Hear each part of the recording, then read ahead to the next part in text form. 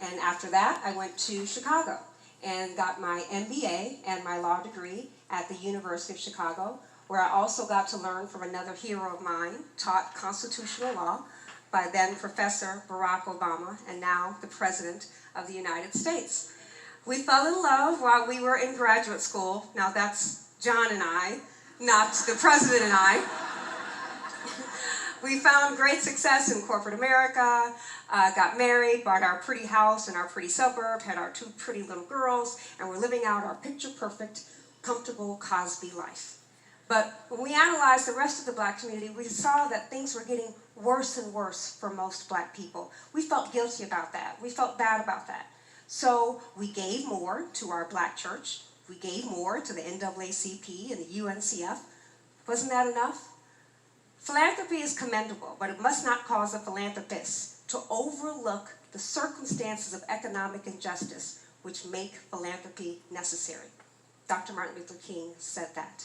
Now, what is this economic injustice he was talking about? What are these circumstances he was talking about? In America, in the Asian community, the dollar circulates among the community's banks and retailers and professionals for about 28 days before it leaves the community. In Jewish communities, that circulation period is about 19 days. In WASP communities, predominantly white areas, if you will, the dollar stays 17 days. My Hispanic brothers and sisters keep their dollar for about a week.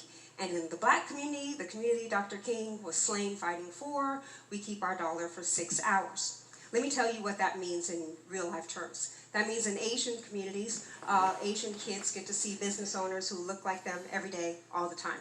There are Asian banks and insurance companies and grocery stores all over the community, and those businesses employ from the community, and the families take care of those businesses, and vice versa. Asian unemployment in America is at a low 4 to 5%. Most Asian Americans, over 50%, are self-employed or employed by Asian firms. Those circumstances, that economic and business growth, lead to high educational attainment. There's business and political power, low poverty, strong businesses, low crime in Asian neighborhoods. 6 hours in the black community. Let me tell you what that means. That means that black kids can't see business owners who look like them every day. There are no black-owned grocery stores and dry cleaners and pharmacies and clothing stores locally owned in the black community. So the people there cannot get jobs, much less create jobs in the community. So black unemployment in places like Detroit and Gary and Oakland, sometimes 40%. And those circumstances lead to social problems like recidivism, high crime, high gang and drug activity, poverty.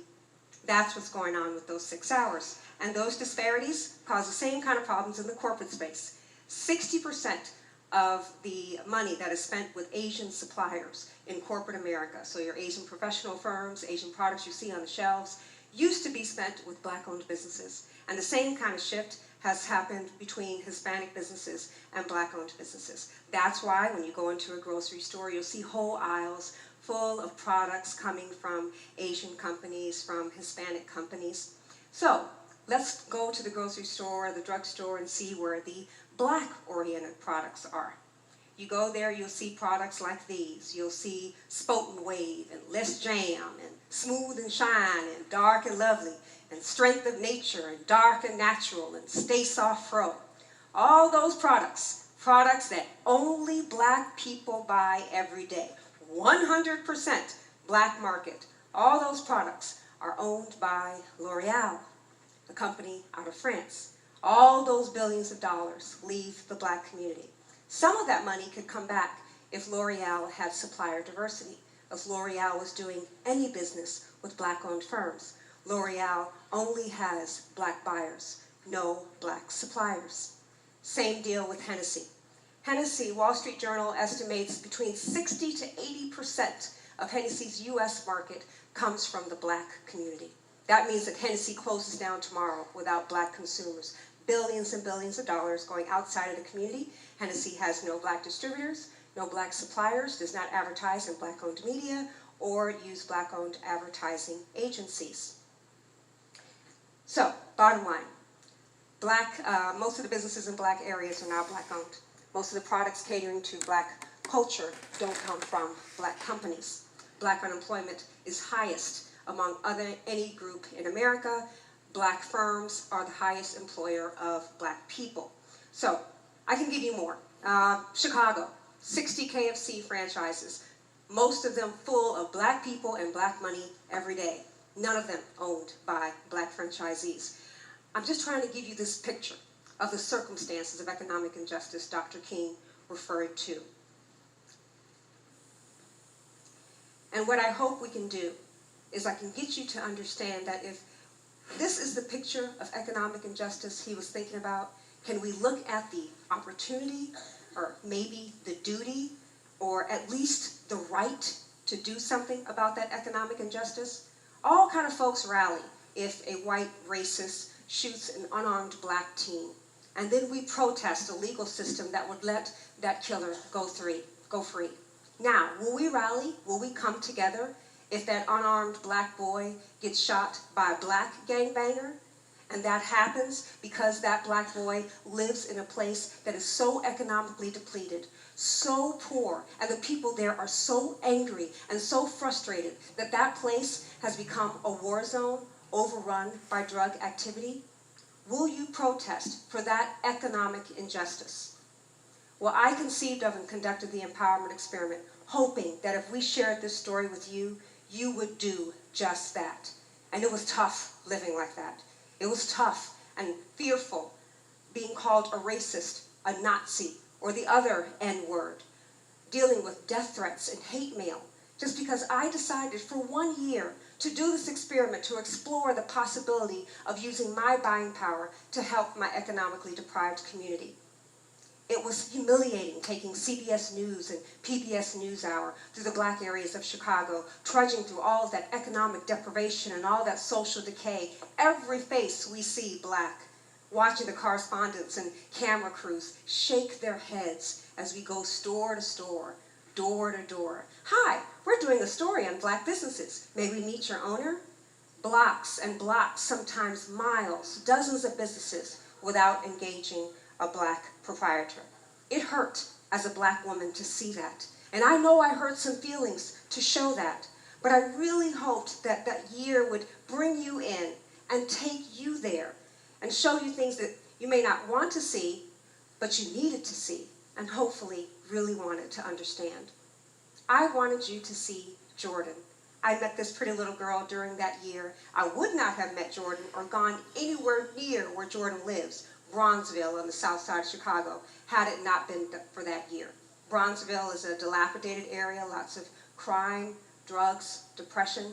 Still, our young Jordan wanted to build a children's clothing store in Bronzeville. And she did, with her mom and her grandmom and her grandfather's life savings. They called it Jordan's Closets, and it was the most beautiful children's store I've ever seen. They had, on Saturdays, they would invite little girls from the community for tea parties and book clubs. And on Sundays, her mom would host, for teenagers in the community, modeling classes and a charm school. What a gem for Bronzeville. What a great place for me to spend my money. What a wonderful role model for the kids there. Jordan's Closets is closed. Another abandoned dream. Another destroyed dream in an abandoned space. And so it is in Bronzeville. Destroyed dream after destroyed dream. Abandoned space after abandoned space. These are the businesses that I supported during the empowerment experiment. All of them are gone. I took on this year. I did this year because the lack of economic and business power in the Black community is the single most salient, destructive, and self-perpetuated problem the Black community faces, and still the most ignored. Our buying power, our businesses have always empowered and improved our community. But now, in an integrated society, somehow we're supposed to live without all of that. Somehow we're supposed to survive without the businesses and the buying power.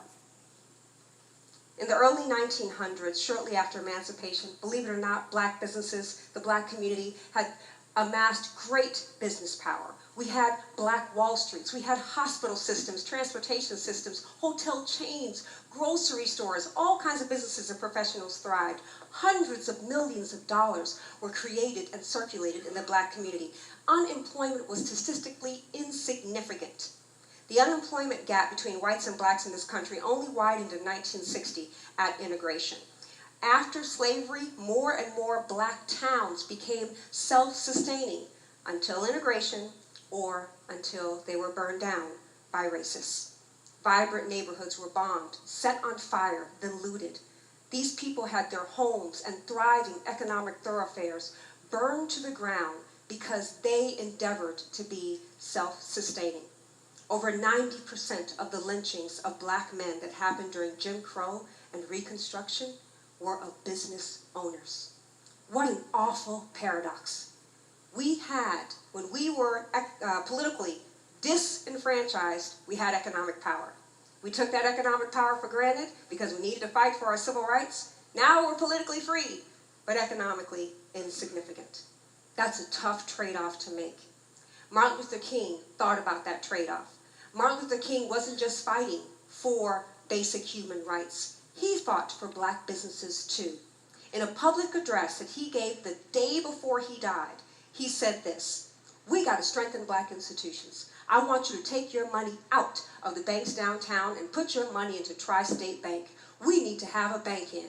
You have 6 or 7 insurance companies in Memphis. Put your insurance there. We need to have an insurance in." Dr. King died asking us to support these businesses, and we didn't, and they're gone. Those banks and insurance companies were the backbone of the black community, and they're gone now. Now I'm asking you, how does that make you feel? Black or not, as Americans, how does that make you feel? Do you wonder, like I do, what would have happened had those businesses thrived? Do you wonder what Detroit would look like now if we had those banks and insurance companies? So I ask you, what are we going to do about that? Dr. King wondered, what would you do? And he didn't know, just like I don't know.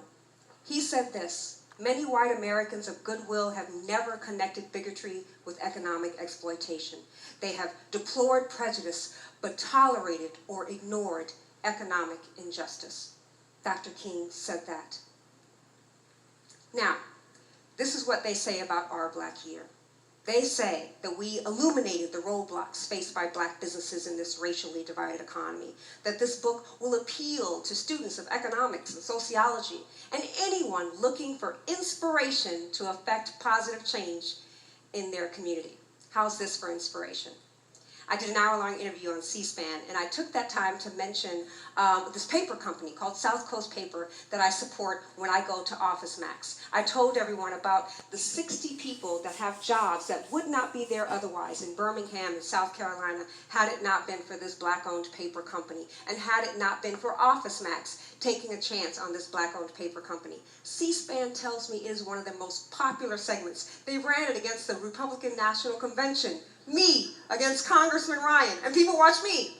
But the good news about that story, well, the better news about that story, is that Office Max and South Coast Paper reported that their 800 number and their website were flooded by consumers looking for that paper.